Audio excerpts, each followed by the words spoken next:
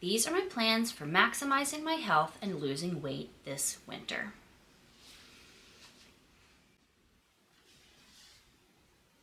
Hello. Hello. I got this cool thing. I hope it's working. I just plugged it in. I don't know. We'll find out, I guess. So I've been trying to make this video for like a month, and I just never found the time. I always have these little ideas for how to make my videos fun and interesting and not just me sitting here talking to nobody, but I just don't have the time to do that right now. So that's what we got, and it's more for me anyway. So yeah, these are my plans for being healthy and hopefully losing some weight this winter. I have been implementing most of this already, and I haven't lost any weight, but at least not as far as I can tell, because again, I don't have a scale. But I haven't really gotten sick. We all got sick once, like at the beginning of the season, my family and I, and we haven't gotten sick again, so that's been a change from last year, and that's nice. And maybe some of this has something to do with that. I don't know, but here we go. So my diet: starch-based, low branched chain amino acid, that's BCAA. Those are a few of the amino acids, and high glycine. Glycine is another amino acid. So this diet idea comes from Brad from Fire in a Bottle. He has a blog and a YouTube, and he's on Twitter, so I will link one of his videos below that kind of explains this diet a little bit. He calls it the Emergence diet. I like this diet because it's enjoyable, at least for me. It's fairly enjoyable. It's close to what I already would have been eating during the winter anyway, just in trying to eat like a seasonally appropriate diet. Sorry, I do have a little bit of sniffles. Yeah, and I think it's really interesting. Watch his video. It's pretty cool. So yes, I will be making tons of homemade broth. I've already been doing this. It's nice and gelatinous, and just drinking it, using it in soups and stews, and yeah, just drinking a lot of broth, using a lot of broth. I also add gelatin to things as often as possible, and I am continuing to put collagen in my coffee in the mornings and afternoons. And that all makes the diet really high in the amino acid glycine. Let's see.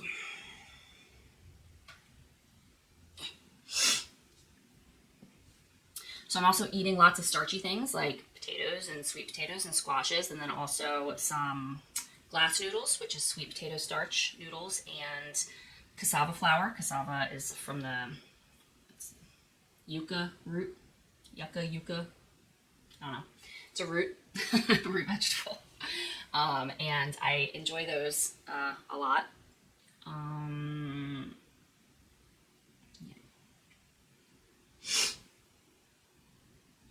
Oh yeah, and white rice too. Yes. So, yes. What have I said so far? Starch-based, high glycine, and then low branched chain amino acids. So I am not eating very much of things high in BCAAs like muscle meat and eggs, and dairy is as well. You know, I'm still having some dairy, but just not a ton.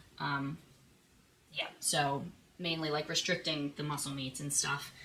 I try to do the organs. I think I'm done trying to eat liver, at least. It's so nasty. I've tried many times to eat liver. It's the worst taste in the world. Like, there's nothing worse than that. And granted, I'm not a very good cook, okay, but still. Let's see. My diet isn't going to be nearly as restrictive of BCAAs as Brad's diet is. But still, you know, it's much lower than most diets would be, and I also have less weight to lose than he does, I believe. I think he's been battling obesity, you know, for a long time. But he's been losing a lot of weight so far on this diet, and it's been interesting to follow him along and hear about that.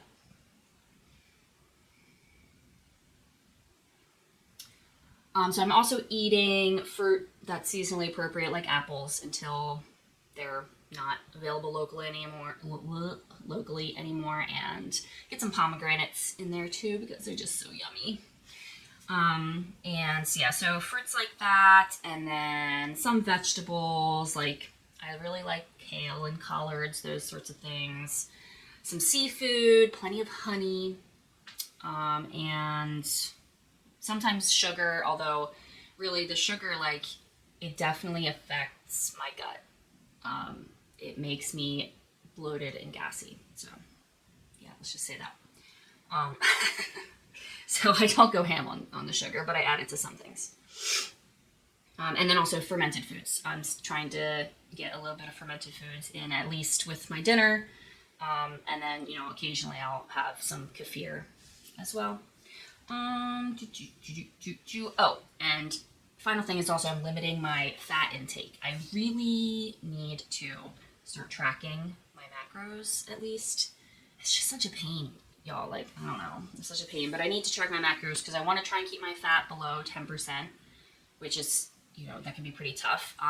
The main ways I'm doing this is I defat all of the bone broth that I make, after it cools, the fat congeals at the top, and then I can scrape that off. And once I've gathered enough, I've got it sitting in the freezer, and I will, render it, and then I can use that in my cooking.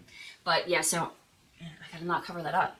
But yeah, so I defat my bone broth, and also the other thing I'm doing to lower my fat intake is I bought a mocha pot,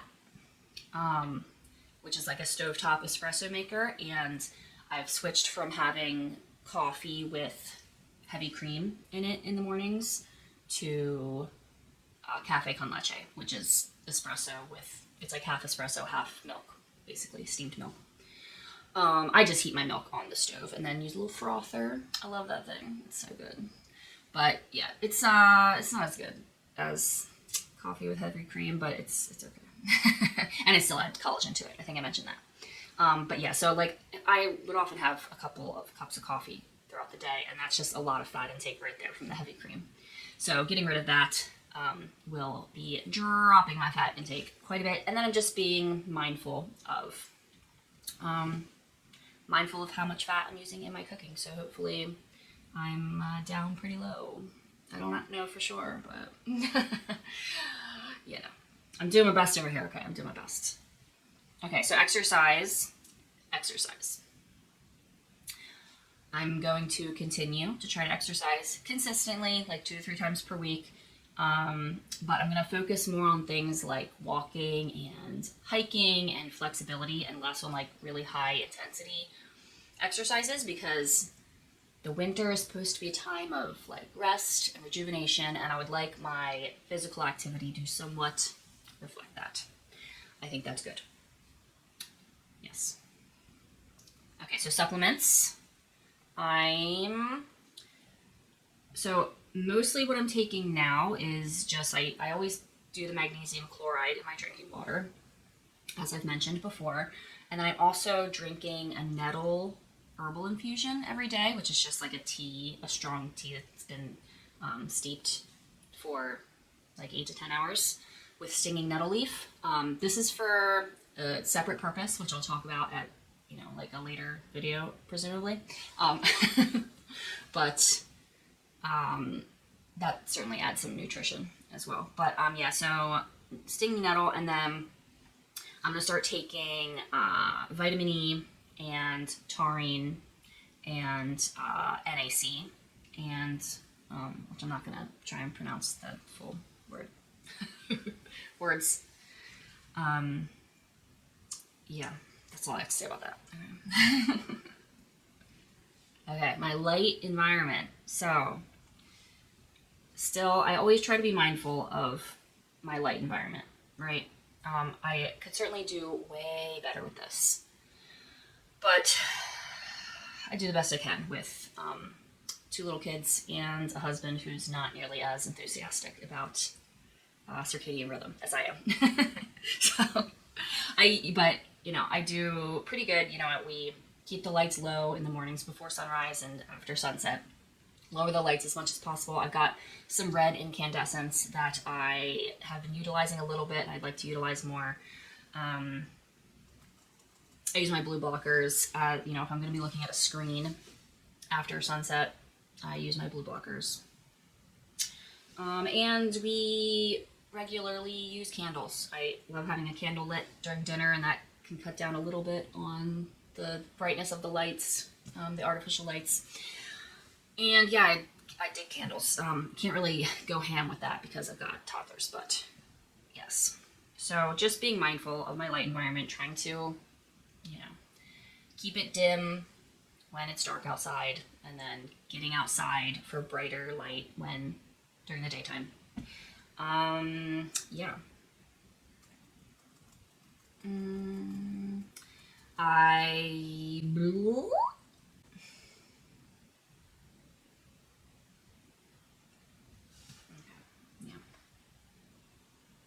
I really hope this mic is working, and then I'm not doing this, and the video doesn't even have anything. I guess I should have tested it first. Cold exposure. When I go outside, I try and be grounded, at least for a little bit. It hurts my feet when it's frosty, but I try anyway. And I don't bundle up too heavily, you know. I just go out in what I'm wearing. I don't throw on a coat. I just, you know, pop out with my bare feet and whatever, and just get cold. Let my body be exposed to the cold. That's good. Deeps in the creek. I haven't gotten back since the last one. I really want to. It's like whenever I drive past the creek, I'm like, oh gosh, I want to jump in that thing. But then I'm actually really scared to do it because it's super freaking cold. But we've been super busy, so I haven't had the time. But I'm going to get there as much as I can. And same with the sauna. I would like to get to the sauna as much as I can. We've only been able to go once so far this season. But I'm going to try to get there. The dream is having a sauna in my own house. That would be amazing. But yeah, and then I've got activated charcoal that I'll take before I go into the sauna, because that's supposed to help you like detox and stuff. I don't know. Yeah, but so yeah, those are my plans for staying healthy and hopefully losing some weight. I don't know if I will. So far, nothing. But at least I'm not gaining weight, right? Like, that's something. We'll see. I mean, it's almost Christmas, so I may have consumed some Christmas cookies. It's not my fault that my mom makes amazing old-fashioned Christmas cookies, okay? But yeah, I'm just gonna see what happens. Okay, so that's it. Those are my plans for hopefully staying healthy. Again, so far, it seems to be helping at least a bit. The sickness in this house hasn't been as consistent so far this season as it was last cold and flu season. So that's promising. Hopefully I'll also lose some weight. And in the spring, I will let you know how it went.